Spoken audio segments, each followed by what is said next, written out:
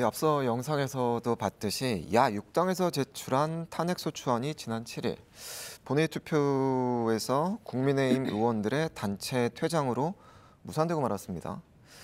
윤 대통령은 전국 운영을 정부에 일임하겠다고 밝혔고 민주당은 다시 탄핵안을 발의해서 14일에 표결이 또 예정이 돼 있습니다. 위원장님, 찬성 반대는 고사하고 단체로 퇴장을 했단 말이죠. 이런 상황 어떻게 보십니까? 이것은 국민에 의해서 선출된 국회의원들이 자신의 그 책무를 저버린 결과인 거죠. 저희 국민들은 도저히 상상할 수 없는 일이 일어났습니다. 하지만 저희는 충분히 있을 수 있는 일이라고 예측은 했었습니다. 그날 그 계엄 해제를 의결하는 데 있어서 한동훈 대표와 18명의 국민의힘 의원들이 국회 본회의장을 지켜주었기 때문에 또 이렇게 통과가 되지 않았습니까? 그렇기 때문에 한편으로는 기대를 했습니다만 이 사람들은 늘 자신들의 정치적 유불리 그리고 자신들의 의원직에 관심을 갖고 있는 집단이라고 하는 것을 저희는 오랜 경험들을 갖고 있습니다. 그래서 조국 대표께서는 72시간까지 기다릴 것 없이 즉각 표결에 붙여야 한다라고 여러 차례 강력하게 요구했었지요. 이것은 설득이 아니라 국민들의 저항과 국민들의 분노의 목소리로 사실은 강제해냈어야 되는 일이라고 생각합니다. 그런 점에서는 지금 각 지역에서 강원도 같은 경우는 6개 지역구가 국민의힘 의원들인데요.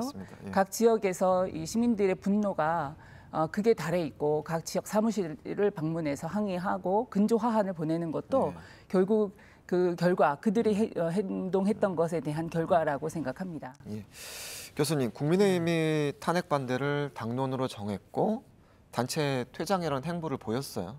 어떻게 좀 평가하십니까? 이제 이분들이 단체로 퇴장한 것에 대해서 저는 정치적으로는 그렇게 말할 수 있지만 뭐 문제는 없어요.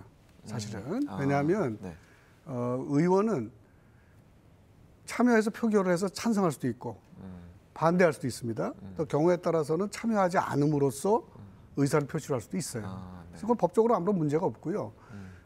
이전에도 사실은 우리나라에서 소수당 의원들, 그거는 지금의 현재 국민의힘도 그렇고 이 예전에 민주당과 마찬가지였는데요. 소수당 의원들이 자기들이 어쩔 수 없는 곤란한 법안이 다수에 의해서 밀어붙여질 때는 퇴장해서 의견을 표시하기도 했습니다만 자주요. 이제 이번에 지금 제기되는 비판은 뭐냐면 지금 얼마나 엄중한 상황입니까? 이건 사실은 국가의 정체성이 훼손될 만한 큰 문제고 위헌적인 상황이란 말이죠. 이런 상황에서 어떻게 나갈 수 있느냐. 이제 그런 어떤 일종의 뭐 윤리적인 뭐 그런 의미에 말하자면 말씀하셨듯이 어떤 국회의원의 의무를 포기한 거 아니냐 하는 그런 식의 비난인 것이죠. 두 분께서 굉장히 이제 부정적으로 비판적으로 좀 말씀을 해주셨는데 그렇다면 이번 주 토요일로 예정된 탄핵 2차 표결 어떻게 좀 예상을 하십니까? 그럼 저 천기누설인데 이런 상황에서 또 집단적으로 당에 의해서 탄핵안을 부결시킨다. 점점 어려워집니다. 그러니까 하나의 방향성이 그렇게 가고 있다는 말씀 정도는 제가 드릴 수 있을 것 같아요. 우리 위원장님께서도 같은 의견이십니까? 네, 맞습니다. 사실은 국민의힘은 보수라고 얘기하기에도 아깝습니다. 아마도 2차 표결에서 또다시 뭐 예를 들어 당론으로 또 채택하거나 또 아니면 탄핵에 찬성하지 않는다면 아마도 저는 보수는 괴멸의 길을 걷지 않을까 싶습니다. 국민의힘은 자당의 생존을 위해서라도 이번 탄핵의 2차 표결에서는 반드시 탄핵으로 입장을 선회하는 것이 본인들의 운명을 위해서라도 그렇게 하는 것이 마땅할 거라고 생각합니다. 교수님, 여당에서는 뭐 공식적으로 질서 있는 퇴진을 방안을 마련하겠다 이렇게 좀 밝히기도 했는데 질서 있는 퇴진이라는 뜻이 좀 어떤 거고 구체적인 방안을 예측하자면 어떻게 좀 말씀하실 수 있으세요? 있을 수가 없죠. 왜냐하면 이제 하여간 법적인 정치적 의미를 조금 살펴봐야 돼요. 사실 그 부분에 대해서는 이제 학문적으로는 아무런 정의가 없는 정체불명이고요. 지난번 박근혜 대통령 퇴진 사태가 있을 때 일부 언론이나 일부 정치평론가들이 썼던 표현이에요. 정치가들이 썼던 표현인데요. 우리나라는 이제 대통령제를 채택하고 있고 대통령제는 5년의 임기를 보장받잖아요. 그래서 기본적으로 퇴진 이런 거는 사실은 상정하지 않습니다.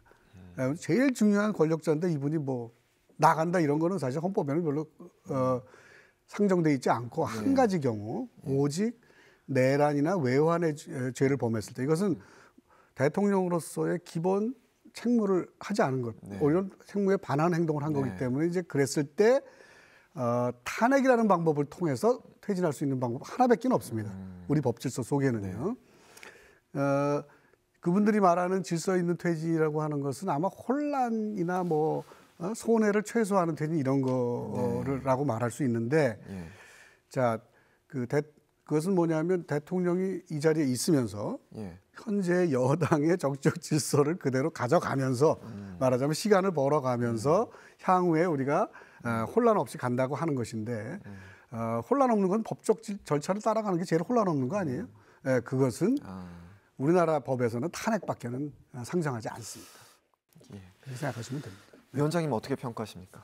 네, 저는 지금 현행 헌법이 대통령이 취임할 때 헌법을 준수하겠다는 선서를 하지요. 국회의원들도 마찬가지인데요. 결국은 우리 민주주의 국가의 기본은 법치입니다. 국민이 법을 지키라고 하는 것이 아니라 국가를 통치하는 데 있어서 법에 근거해야 한다라는 뜻인 건데요. 본인들이 윤석열 씨는 스스로 자신이 계엄을 선포했다. 그리고 전시와 사변 상황이 아님에도 불구하고 계엄을 선포했다고 스스로 자백을 했습니다.